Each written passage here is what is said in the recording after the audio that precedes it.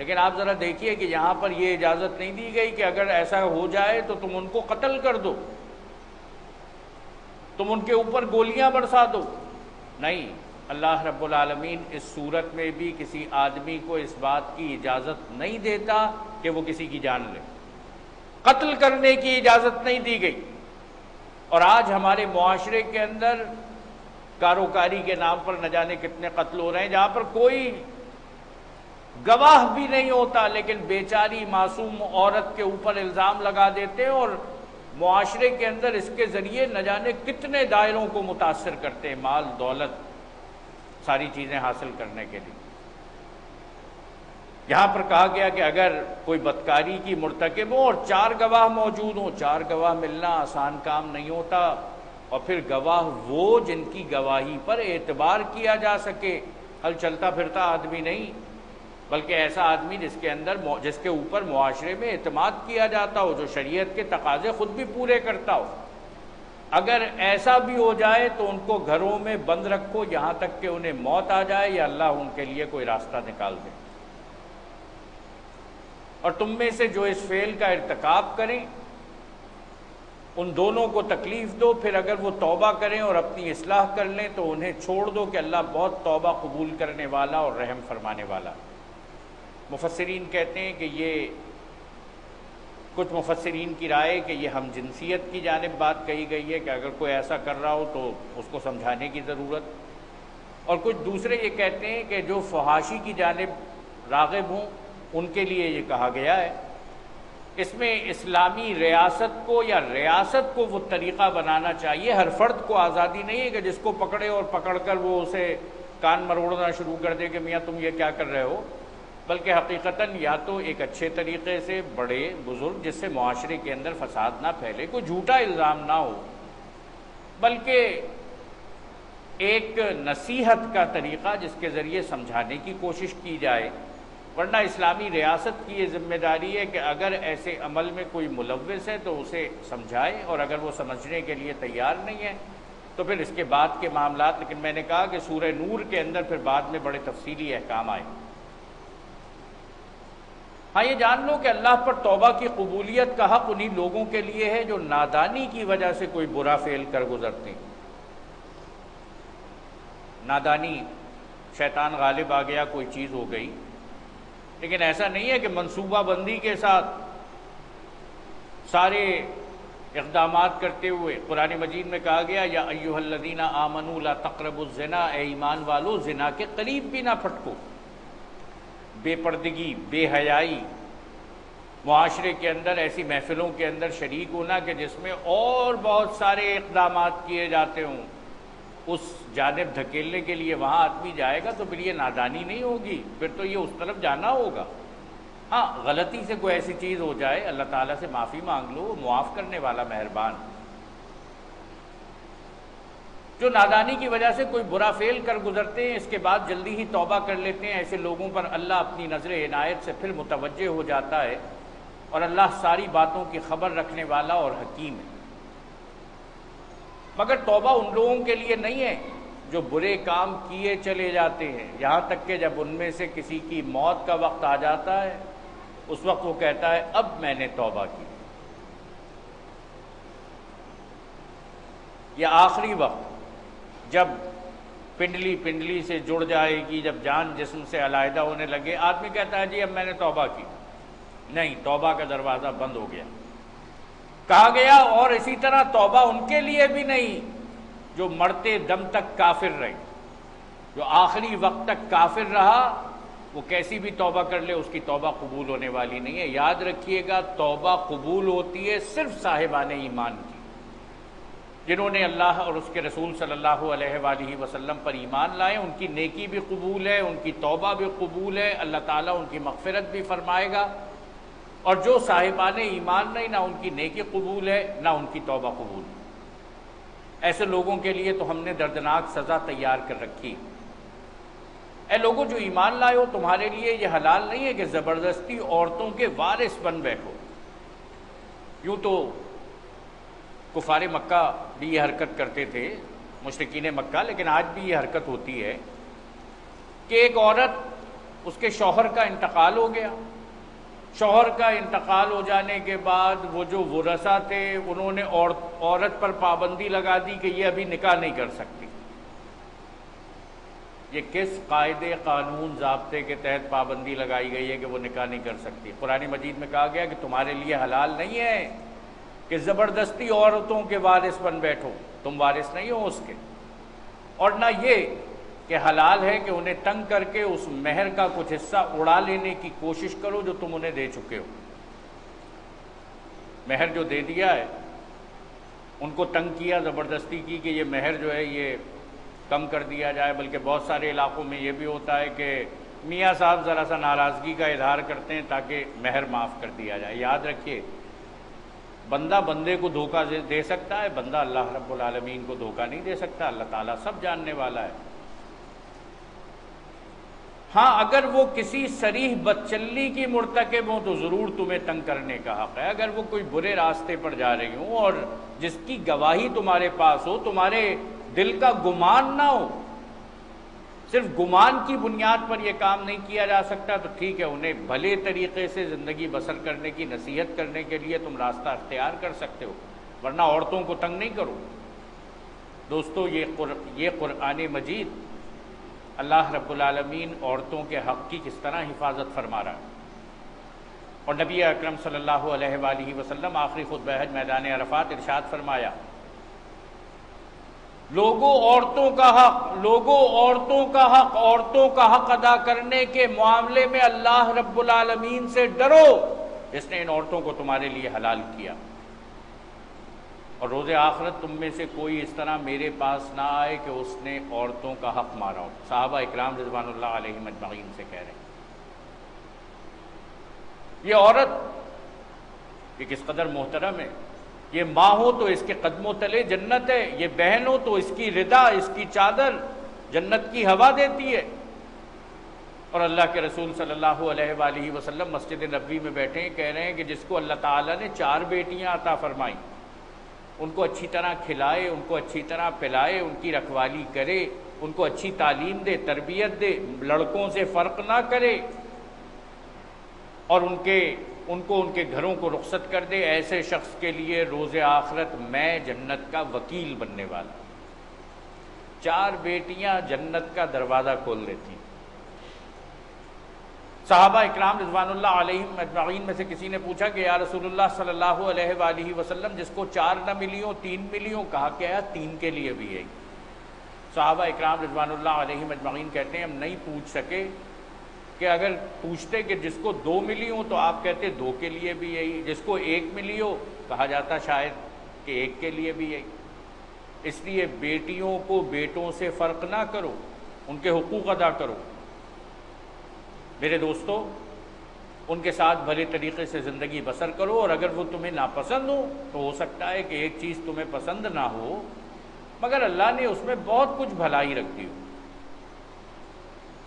اور اگر تم ایک بیوی کی جگہ دوسری بیوی لے آنے کا ارادہ ہی کر لو تو خواہ تم نے اسے ڈھیر سا مال ہی کیوں نہ دیا ہو، اس میں سے کچھ واپس نہ لینا. ظلم کر کے، زیادتی کر کے، بری بھلی بات کر کے اس سے وہ مال واپس لینا، یہ قرآن مجید اس سے منع فرما رہا. کیا تم اسے بہتان لگا کر اور صریح ظلم کر کے واپس لو گے؟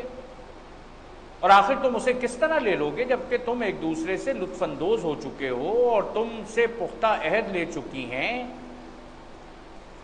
میرے دوستو آج نہ جانے کون کون اپنے سینے پہ آزادی نسواں کے تمغے سجائے گھومتا ہے. عورت کو عزت دی ہے، افتخار دیا، احترام دیا، اکرام دیا.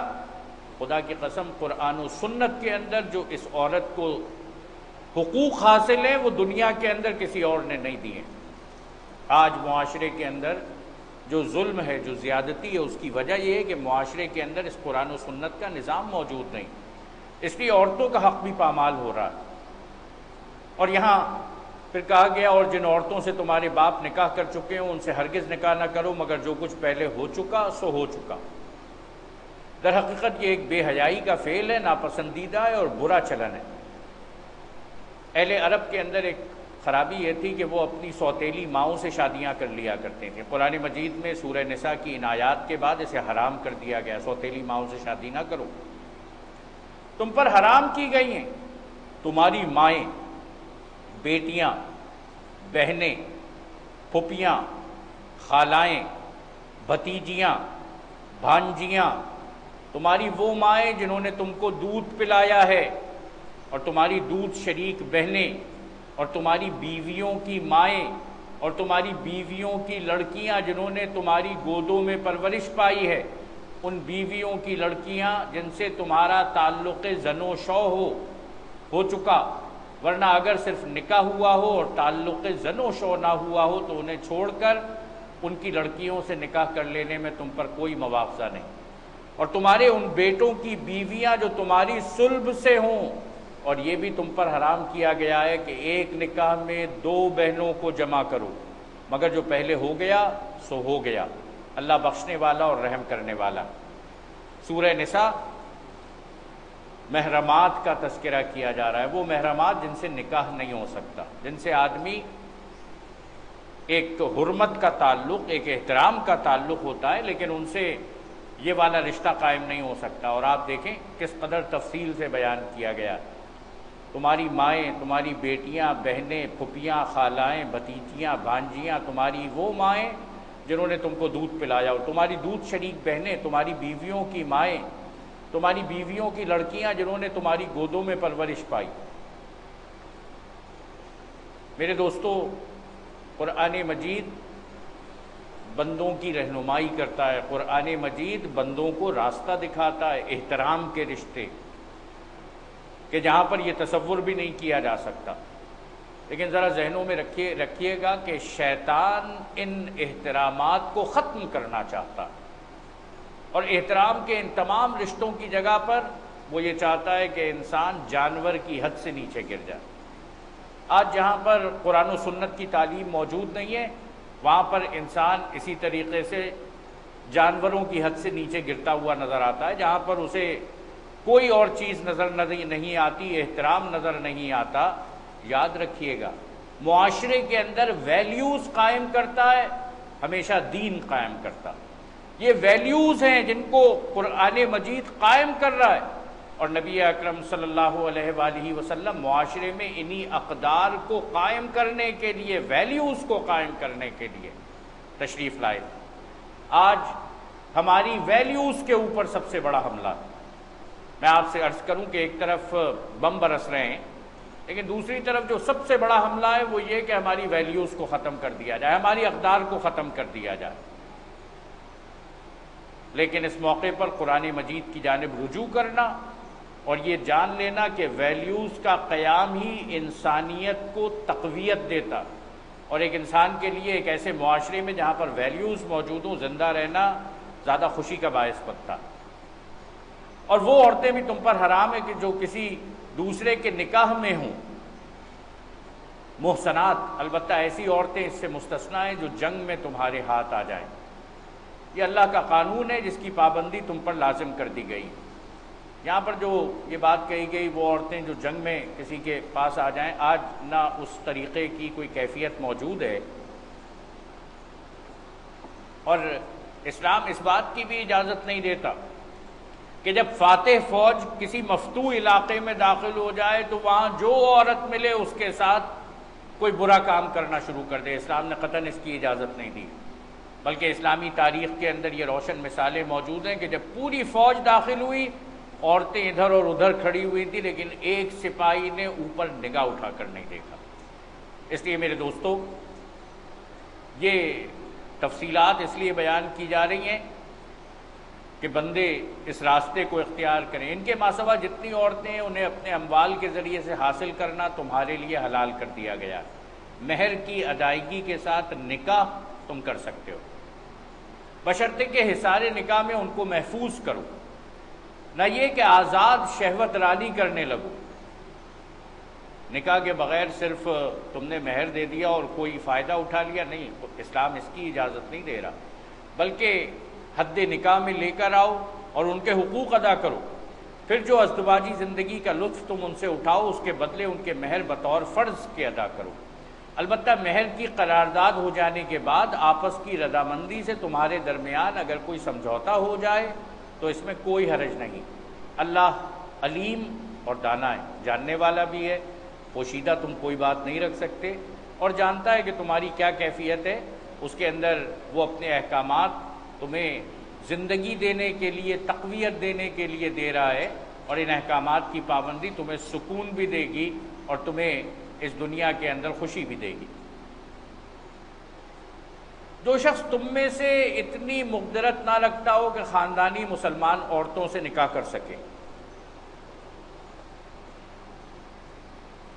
اسے چاہیے کہ تمہاری ان لونڈیوں میں سے کسی کے ساتھ نکاح کر لے جو تمہارے قبضے میں ہوں اور مومنہ ہوں۔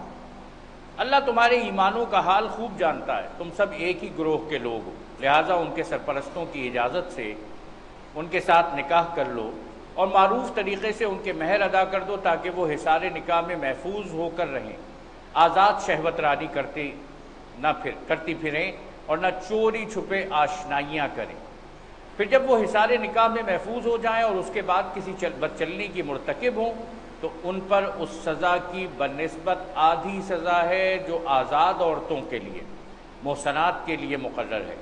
یہ سہولت تم میں سے ان لوگوں کے لیے پیدا کی گئی ہے جن کو شادی نہ کرنے سے بندے تقویٰ کے ٹوٹ جانے کا اندیشہ ہو، لیکن اگر تم صبر کرو تو یہ تمہارے لیے بہتر ہے، اور اللہ بخشنے والا اور رحم فرمانے والا۔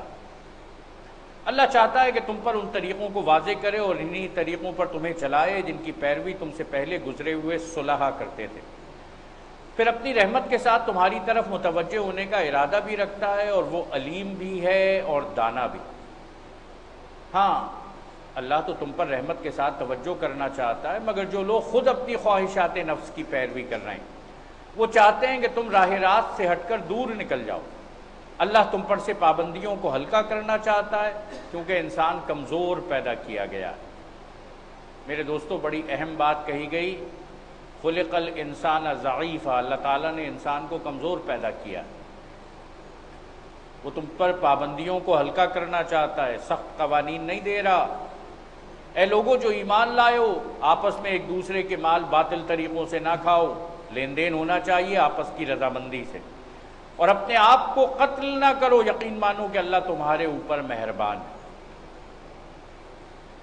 جو شخص ظلم و زیادتی کے ساتھ ایسا کرے گا اس کو ہم ضرور آگ میں جھونکیں گے، یہ اللہ کے لیے کوئی مشکل کام نہیں۔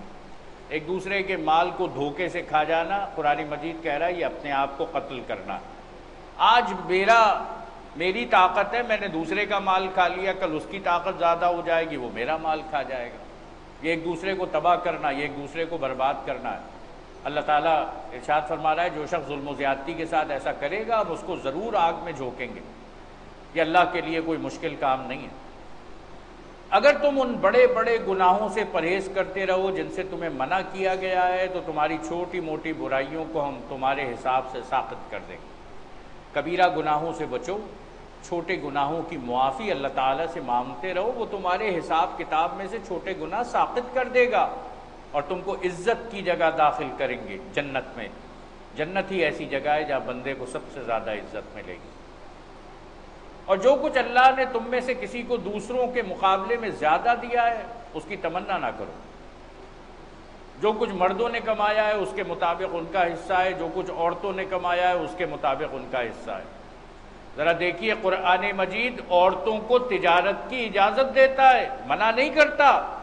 بہت سارے لوگوں نے یہ نکال لیا ہے کہ جی عورتیں تجارت نہیں کر سکتی، نہیں، عورتیں تجارت کر سکتی ہیں۔ قرآن مجید کہہ رہا ہے جو کچھ عورتوں نے کمایا، ہاں اپنے دائرے کے اندر رہ کر کریں گی، قرآن و حدیث شریعت کے اندر بیان کیے گئے تمام ضابطوں کی پابندی کریں گی اور اس کے اندر رہتے ہوئے تجارت کر سکتی ہیں۔ اور یاد رکھیے گا کہ نبی اکرم صلی اللہ علیہ وآلہ وسلم اماں خدیجۃ الکبریٰ رضی اللہ تعالی عنہ کے مال کو لے کر تجارت کے لیے گئے تھے۔ اماں خدیجۃ الکبریٰ رضی اللہ تعالی عنہ اس معاشرے کے اندر ایک بہت کامیاب تاجر تھیں کہ جو تجارت کیا کرتی تھیں، اس کے مطابق ان کا حصہ۔ ہاں، اللہ سے اس کے فضل کی دعا مانگتے رہو، یہ ایک دوسرے کو دیکھ کر جلو نہیں، حسد نہیں کرو، کسی کے پاس زیادہ آ گیا تم حسد میں مبتلا ہو گئے۔ ہاں، اللہ تعالیٰ سے فضل مانگتے رہو، یقیناً اللہ ہر چیز کا علم رکھتا ہے۔ اور ہم نے ہر اس ترکے کے حقدار مقرر کر دیے ہیں جو والدین اور رشتہ دار چھوڑیں۔ اب رہے وہ لوگ جن سے تمہارے عہد و پیمان ہو، تم ان کا حصہ انہیں دو، یقیناً اللہ ہر چیز پر نگران ہے۔ مرد عورتوں پر قوام ہیں، اس بنا پر کہ اللہ نے ان میں سے ایک کو دوسرے پر فضیلت دی ہے، اور اس بنا پر کہ مرد اپنے مال خرچ کرتے ہیں۔ اللہ تعالیٰ نے معاشرے کے اندر معاشی ذمہ داری مردوں پہ ڈالی۔ یہ ٹھیک ہے کہ وراثت میں ترکے میں عورت کو حصہ دیا ہے، لیکن مرد کا حصہ زیادہ اس وجہ سے ہے کہ معاشی ذمہ داری اس کی ہے۔ بس جو صالح عورتیں ہیں وہ اطاعت شعار ہوتی ہیں، اور مردوں کے پیچھے اللہ کی حفاظت و نگرانی میں ان کے حقوق کی حفاظت کرتی ہیں۔ اور جن عورتوں سے تمہیں سرکشی کا اندیشہ ہو انہیں سمجھاؤ، خواب گاہوں میں ان سے علیحدہ رہو اور مارو، پھر اگر وہ تمہاری مطیع ہو جائیں تو خام خواہ ان پر دست درازی کے لیے بہانے تلاش نہ کرو، عورتوں کو مارنے کے لیے بہانے تلاش نہ کرو۔ اور جہاں یہ اجازت دی گئی، میں ذرا وہاں پر یہ بھی عرض کر دوں کہ ارشاد فرمایا گیا کہ ایسے مت مارو کہ کوئی نشان پڑ جائے، نیل پڑ جائے، یا تم کہو کہ قرآن مجید میں تو مارنے کا حکم دیا گیا اس طرح مارو کہ ہڈیاں ہی توڑ ڈالو، نہیں، اس کی اجازت نہیں دی گئی۔ کہا گیا کہ ان پر دست درازی کے بہانے تلاش نہ کرو، اگر کوئی کمزور ہے تو تم یہ سمجھو کہ آج قوت تمہارے ہاتھ میں، یقین رکھو کہ اوپر اللہ موجود ہے جو بڑا اور بالاتر ہے۔ اور اگر تم لوگوں کو کہیں میاں اور بیوی کے تعلقات بگڑ جانے کا اندیشہ ہو تو ایک حکم مردوں کے رشتہ داروں میں سے اور ایک عورت کے رشتہ داروں میں سے مقرر کرو، وہ دونوں اصلاح کرنا چاہیں گے تو اللہ ان کے درمیان موافقت کی صورت نکال دے گا۔ دونوں طرف سے ایک سمجھدار آدمی بیٹھ جائے اور وہ کوئی راستہ نکالیں۔ اگر میاں اور بیوی کے درمیان کوئی تعلقات کی خرابی ہے، اللہ سب کچھ جانتا ہے اور باخبر ہے۔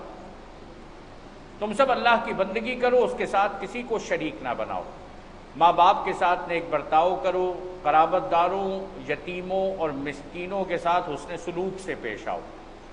ذرا اس ترتیب کو اپنے ذہن میں رکھیے گا۔ پہلی بات کہی گئی اللہ تعالیٰ کے ساتھ شریک نہ کرو، سب سے بڑا گناہ، گناہ کبیرہ سب سے بڑا اللہ کے ساتھ شریک بنانا۔ اس کے بعد جس گناہ کا تذکرہ کیا گیا وہ ماں باپ کی نافرمانی، کہا گیا ماں باپ کے ساتھ نیک برتاؤ کرو، قرابت داروں اور یتیموں اور مسکینوں کے ساتھ حسن سلوک سے پیش آؤ، اور پڑوسی رشتہ دار سے، اجنبی ہمسائے سے، پہلو کے ساتھی اور مسافر سے، اور ان لونڈی غلاموں سے جو تمہارے قبضے میں ہوں احسان کا معاملہ رکھو۔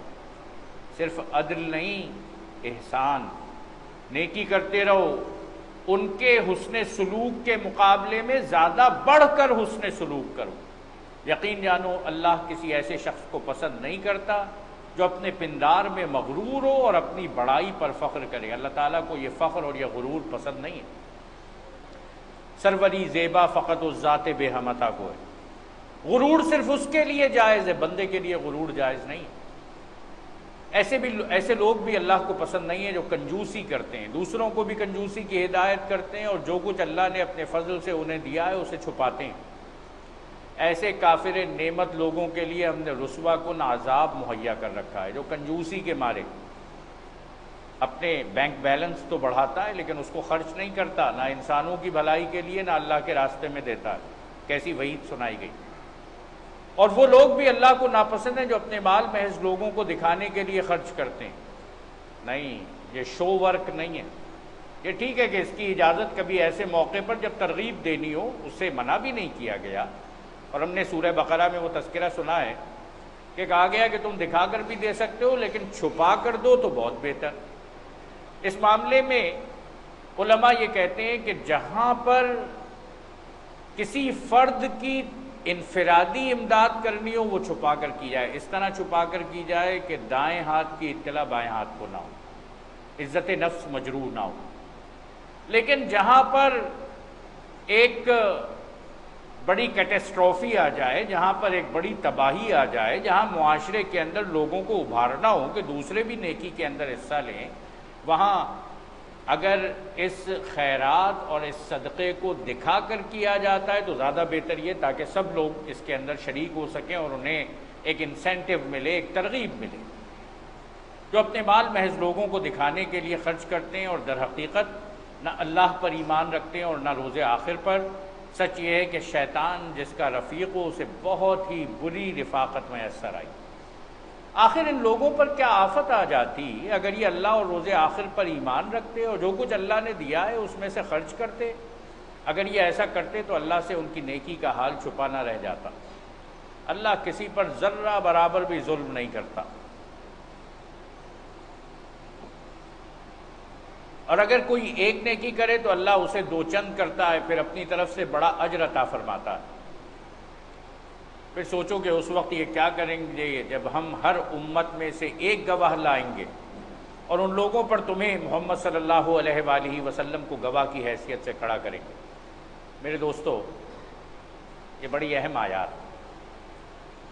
نبی اکرم صلی اللہ علیہ وآلہ وسلم کے ایک صحابی حضرت عبداللہ ابن مسعود رضی اللہ تعالیٰ عنہ، عبداللہ ابن مسعود رضی اللہ تعالیٰ عنہ ایمان لے کر آئے، قرآن مجید کی چند آیات انہوں نے سیکھیں، اور ان آیات کو سیکھنے کے بعد حرم کعبہ کے اندر پہنچ گئے۔ ابو جہل اپنے دوستوں کے ساتھ بیٹھا ہوا تھا، وہاں کھڑے ہو کر قرآن مجید کی آیات کی تلاوت شروع کر دی۔ ابو جہل اور اس کے ساتھی بفر گئے کہ یہ لڑکا، اس کی یہ ہمت کہ ہمارے سامنے آ کر اس طرح قرآن مجید کی آیات کی تلاوت کرے۔ اس نے ساتھیوں سے کہا کہ جاؤ اس کو مارو۔ چاروں طرف سے لوگ پل پڑے، حضرت عبداللہ ابن مسعود رضی اللہ تعالیٰ عنہ کو مار مار کے برا حال کر دیا، مار مار کے قتل کر ڈالتے کہ اسی اثنا میں سیدنا ابو بکر صدیق رضی اللہ تعالیٰ عنہ پہنچ گئے، عبداللہ ابن مسعود رضی اللہ تعالیٰ عنہ کو بچایا، لیکن عبداللہ ابن مسعود رضی اللہ تعالیٰ عنہ بے ہوش ہو گئے تھے۔ سیدنا ابو بکر صدیق رضی اللہ تعالیٰ عنہ عبداللہ ابن مسعود رضی اللہ تعالیٰ عنہ کو اٹھا کر اپنے گھر لے کر آئے، ان کے چہرے پر پانی ڈالا، انہیں ہوش میں لائے۔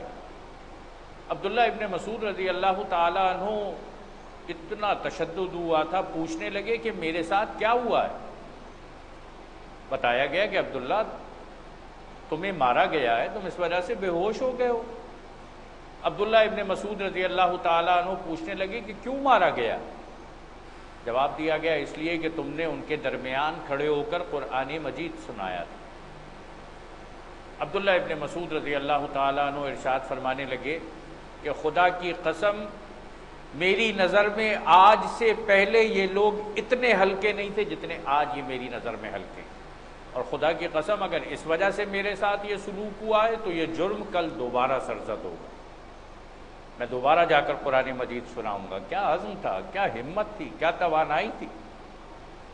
عبداللہ ابن مسعود رضی اللہ تعالیٰ عنہ تفسیر میں بڑا مقام رکھتے ہیں، اور وہی تھے کہ مدینہ منورہ میں موجود تھے۔ نبی اکرم صلی اللہ علیہ وآلہ وسلم نے کہا عبداللہ قرآن سناؤ۔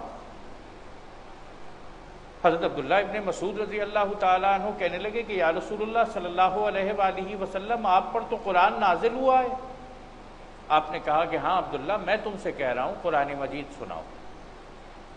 ان کی قرات، ان کی تلاوت بہت ہی خوبصورت تلاوت۔ عبداللہ ابن مسعود رضی اللہ تعالیٰ عنہ سر جھکا کر بیٹھے، قرآن مجید کی تلاوت شروع کی، اور سورہ نساء کی یہی آیات پڑھیں اور یہاں پہنچے فَكَيْفَ إِذَا جِئْنَا مِن كُلِّ أُمَّةٍ بِشَهِيدٍ وَجِئْنَا بِكَ عَلَىٰ هَٰؤُلَاءِ شَهِيدًا۔ پھر سوچو کہ اس وقت یہ کیا کریں گے جب ہم ہر امت میں سے ایک گواہ لائیں گے اور ان لوگوں پر تمہیں اے محمد صلی اللہ علیہ وآلہ وسلم گواہ کی حیثیت سے کھڑا کریں گے۔ نبی اکرم صلی اللہ علیہ وآلہ وسلم کی آواز آئی، عبداللہ رک جاؤ۔ عبداللہ ابن مسعود رضی اللہ تعالیٰ عنہ نے نظر اٹھا کر دیکھا تو اللہ کے رسول صلی اللہ علیہ وآلہ وسلم کی آنکھوں سے آنسوؤں کی جھڑی لگی ہوئی تھی، رو رہے تھے۔